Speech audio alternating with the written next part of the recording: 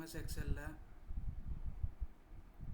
Table எப்படி create பண்ணுறது, அதோட பெனிஃபிட்ஸ் பற்றி பார்க்கலாம்.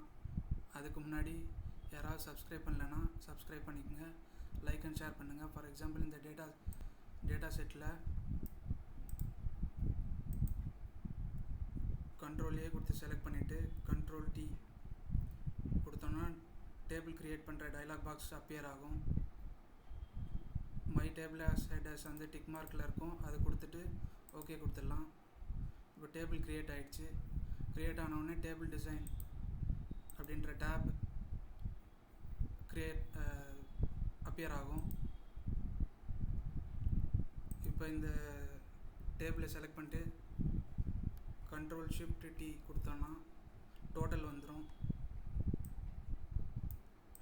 இப்போ இந்த நம்ம வந்து அப்டேட் பண்ண அந்த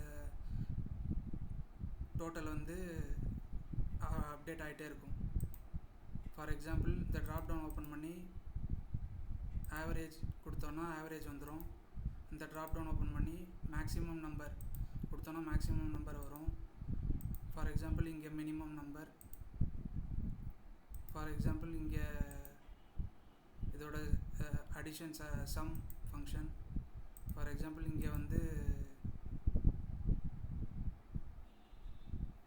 கவுண்ட் நம்பர்ஸ். இந்த மாதிரி நம்ம அடுத்தடுத்த செல்லுக்கு போகும்போது அப்டேட் ஆகிட்டே இருக்கும்.